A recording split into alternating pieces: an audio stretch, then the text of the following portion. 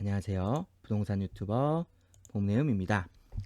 이번 시간에는 중랑구 묵동 아이파크에 대해서 분석해보는 시간을 가져보도록 하겠습니다. 네, 목차입니다. 위치부터 해서 9번째 인근단지 비교 분석까지 총 9가지의 분석을 통해서 결론을 도출해 보도록 하겠습니다. 위치입니다. 네, 중랑구는 서울의 동북부에 위치해 있고요. 왼쪽으로는 동대문구, 위쪽으로는 노원구, 오른쪽으로는 구리시와 인접해 있고요. 아래쪽으로는 광진구와 인접해 있는 구입니다. 중랑구의 명칭은 중랑천에서 이제 지명이 불려졌고요. 참고로 중랑구의 마스코트는 백꽃이라는 곳인데, 묵동이라는 지역이, 오늘 배울 묵동이라는 지역이죠. 묵동이 배를 재배하던 곳이라고 해서 백꽃이 마스코트가 되었다고 합니다. 원래 중랑구는 성동구 성동구에 있는 면목동이 동대문구로 분리가 되었고, 동대문구에서 또 분구가 되어가지고 중랑구가 된 것입니다. 중랑구는 이제 6호선이 있고요. 7호선이 이제 메인 노선으로 이제 상복역을 이렇게 통과합니다. 상복역을 통과하는데, 이 노선이 이제 서울에서 외곽으로 이제 빠지는 노선이에요. 그러다 보니까 이제 중랑구에서는 직주 근접의 효과가 좀 별로 없다는 이런 좀 아쉬움이 있다고 보시면 되고, 하지만 이제 그런 만큼 대체적으로 조용하고 차분하고 아이들 키우기에는 좋은 곳이라고 생각하시면 좋을 것 같습니다. 네, 묵동 아이파크가 위치한 중랑구 묵동은 이제 왼쪽으로는 성북구 석관동, 위쪽으로는 노원구 공릉동, 경계와 접한 곳이고요. 그리고 이제 오른쪽으로는 신내동 여기 있죠? 신내동.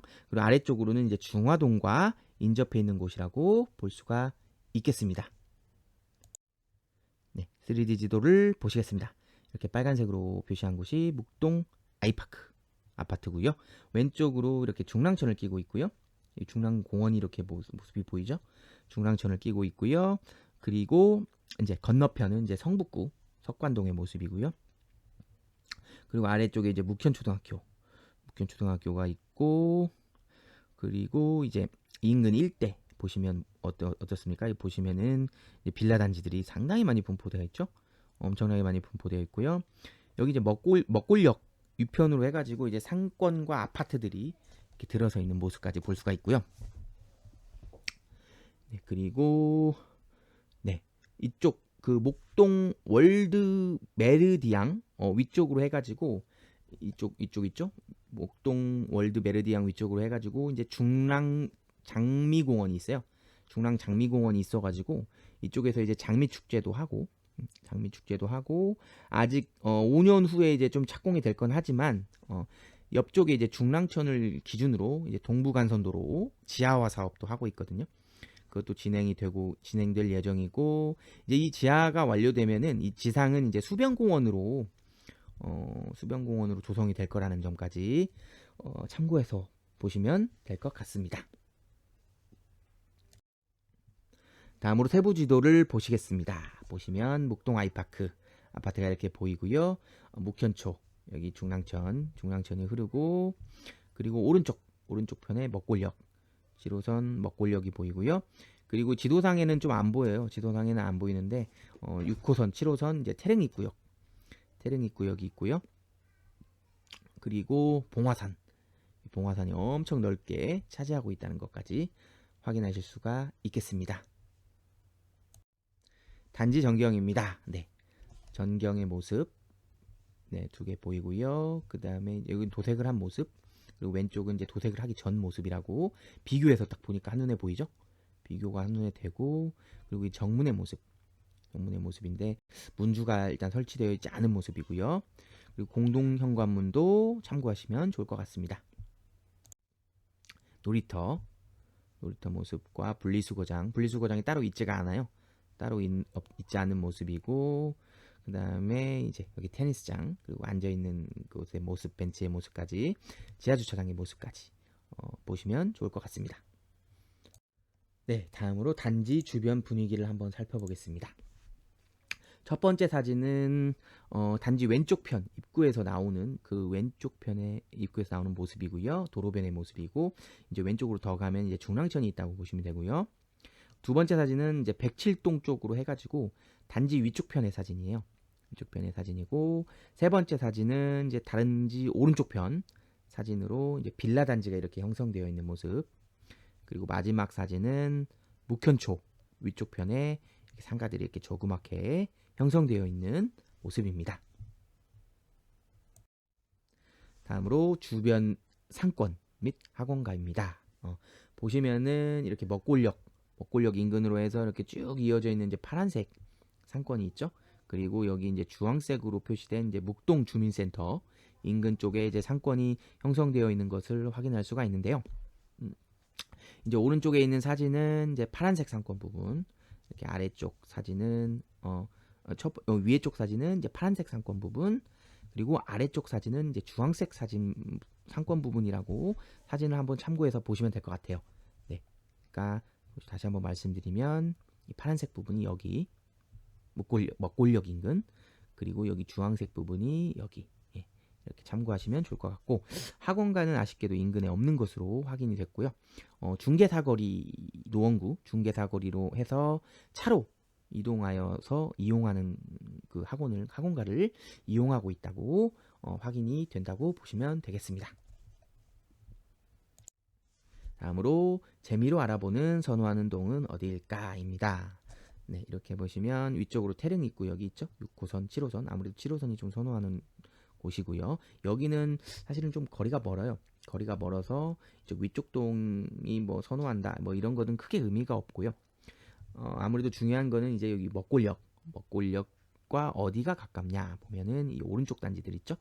뭐 1동, 6동, 7동 쪽이 선호하는 동으로 보실 수가 있고, 그리고 아래쪽에 또 묵현초가 있어가지고 초등학교 자녀를 둔 부모님들은 이제 이렇게 101동, 102동, 103동 쪽, 그리고 또 중랑천을 끼고 있죠. 중랑천을 끼고 있어서 또 중랑천이 보이는 뷰가 또 선호하는 동이라고 그렇게 생각해 하시면 좋을 것 같습니다.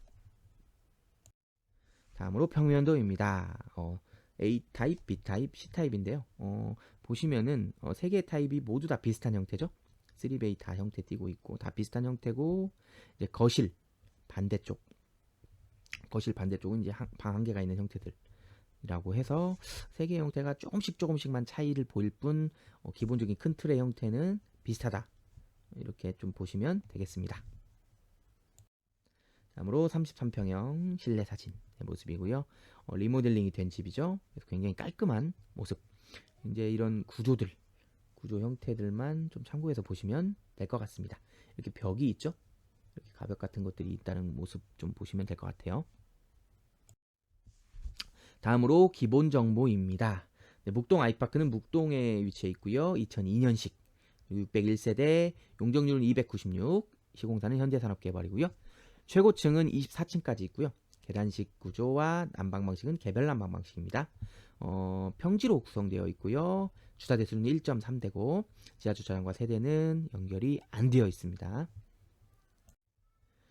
인근 초, 중, 고등학교입니다. 네, 학군지를 판별하는 기준은 아래와 같고요. 인근 초등학교는 묵현초, 중학교는 태릉중, 고등학교는 중화고가 있다고 보시면 되고요. 초등학교는 초품화였고요. 아까 단지 아래쪽에 바로 위치해 있었고, 지하철도 역시 7호선 먹골역이 가깝게 위치해 있고요. 그리고 이제 밀집 학원가는 아쉽게도 없고요. 병원 쇼핑몰도 없고, 공원 같은 경우 이제 소망공원이 테니스장 4.7배에 위치해 있고요. 단점을 말씀드리자면 이제 건물 자체에 방음 문제가 있었어요. 건물 자체에 방음 문제가 있어가지고 이제 주민의 생활이 불편하다는 의견이 있었다. 이게 단점으로 볼 수가 있고, 중학교하고 고등학교의 거리는 좀 멀어요. 그래서 좀 접근성이 불편하다. 이게 단점으로 꼽을 수가 있겠습니다. 사실 고등학교는 거의 뭐 뺑뺑이라고 하죠. 다르게 돌리기 때문에 크게 의미는 없긴 하지만 인근 고등학교의 거리가 멀다. 이렇게 보시면 되겠습니다. 다음으로 지역 분석입니다. 보시면 이제 중랑구의 특징, 거래지수, 면목동과 목동의 특징까지 살펴보겠습니다. 중랑구의 면적은 18.5제곱킬로미터고요. 인구는 38만 1,498명. 그리고 지하철역 같은 경우 6호선, 7호선, 경의중앙선, 경춘선을 끼고 있고요. 인근 병원은 서울특별시 서울의료원, 한양대학교 구리병원, 원진재단 부설 녹색병원, 동부제일병원이 인근 병원이고요. 학원은 561개가 있고요. 입시검정 모습 287개가 있습니다. 지역상권 같은 경우 대형마트 5개, 스타벅스 9개가 있고요.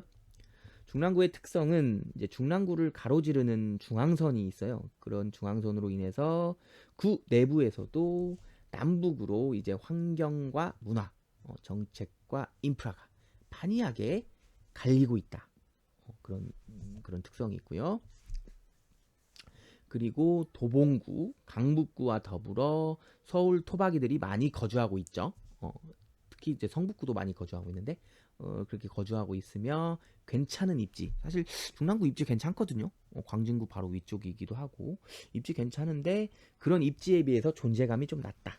이런 특성을 보실 수가 있겠습니다.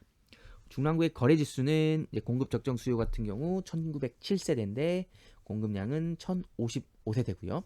거래량 보시면 2020년도 2827건, 21년도 1633건 있다가 22년도에 거래량이 엄청나게 줄어들었고 23년도도 그렇게 많지는 않았죠. 957건 있다가 이제 올해 10월 말까지 1336건을 기록하고 있다. 이렇게 보시면 되겠고요. 그렇게 생각보다 거래량이 많지는 않다. 22년도, 23년도는 특히 거래량이 적었다. 이렇게 보시면 되겠고요. 매매매물과 전월세 매물입니다. 네, 매매매물 같은 경우 1년 전이나 지금이나 거의 차이가 없죠. 없고 전월세 매물도 소폭 거의 차이는 없긴 합니다. 소폭 증가한 것까지 보시면 되겠습니다. 그리고 면목동과 목동의 특징을 보면 현재 이제 중랑천 인근으로 이제 신축 단지가 조금 있어요.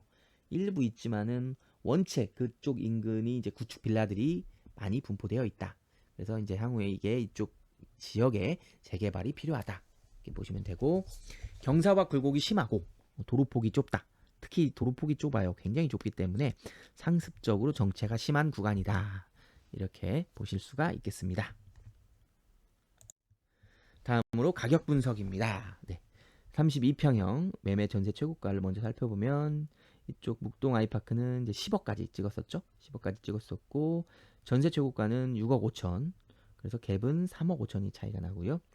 32평형의 세대수 같은 경우 601세대 중 468세대로 거의 대부분을 32평형이 차지하고 있는 것을 보실 수가 있고요. 매매 전세 건수 같은 경우 이제 22년도부터 보시면 22년도에 2건, 23년도 2건, 24년도 3건 거의 거래가 없었죠. 거래량이 상당히 적은 모습을 볼 수가 있고요. 22년도 이제 전세 건수는 22년도 16건, 23년도 19건, 24년도 9건. 전세 건수도 생각보다 많지 않다. 이렇게 보시면 되고요. 최근 거래가를 보시면 32평형 최근 거래가 보시면 8억 2천. 9월도 8억 2천. 그래서 8월에 특히 거래가 많았습니다. 그래도 상반기에 지금 3건밖에 없었는데 벌써 지금 8, 9월 해가지고 4건이 거래가 된 걸 볼 수가 있죠. 볼 수가 있고 쭉 보시면 이제 흐름을 한번 보시면 23년도 3월에 7억 3천까지 이제 최저점을 찍었죠. 최저점 찍었다가 24년도 1월에 한 번 더 찍었어요. 찍었다가 이제 서서히 이제 상승하고 있는 모습, 조금씩 상승하고 있는 모습을 보이고 있고 지금 약 1억 원 정도, 좀 못 미쳐서 한 9천만 원 정도가 상승된 상태다. 이렇게 보실 수가 있겠습니다.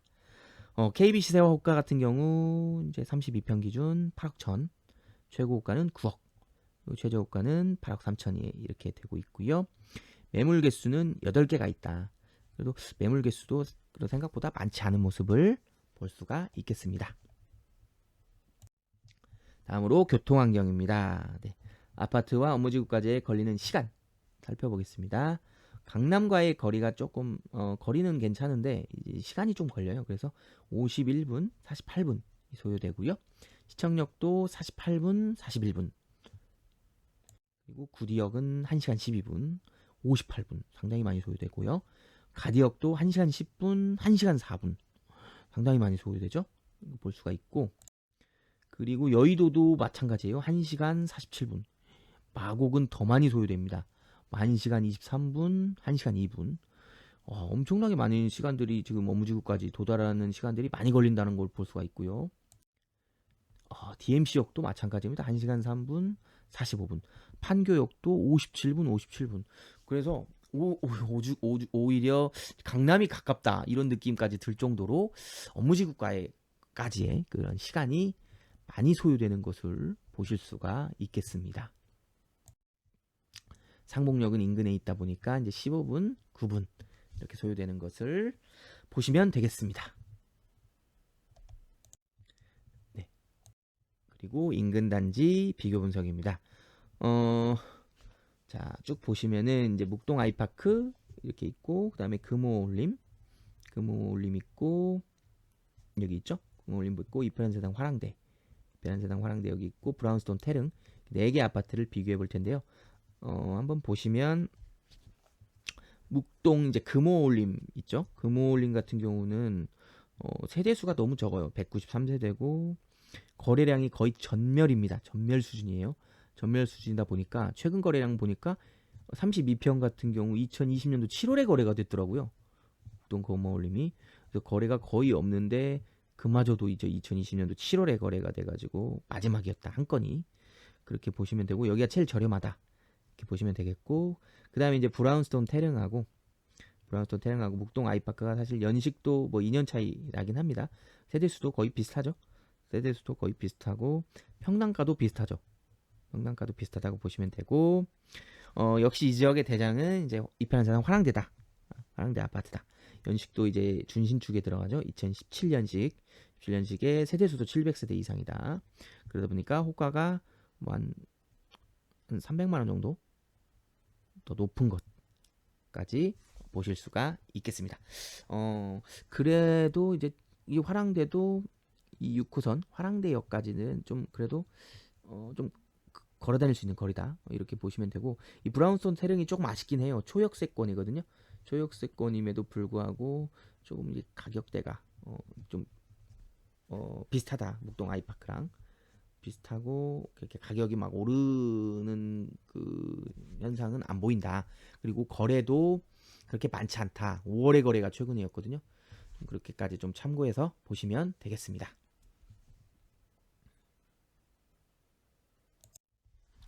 드디어 결론을 도출할 시간입니다. 네, 우리가 아파트에 투자하거나 이제 갈아타기를 하거나 그리고 이제 내 집 마련을 할 때 반드시 고려해야 할 황금성, 수익성, 리스크 관리 반드시 사전에 검토하시고 투자해 나가시기를 바라겠습니다. 제가 사전에 500세대 이상의 서울 아파트 564개소의 입지 점수를 평균을 도출해 봤을 때 83점이 나왔었습니다. 과연 묵동 아이파크의 입지 점수는 몇 점이 나왔을까요? 두구두구두구두구두구두구두구두구두구두구두구두구두구. 네, 72점을 취득했습니다. 중랑구 같은 경우는 이제 서울에서도 중급지보다 살짝 밑에 정도 되는 급지라고 볼 수가 있어요.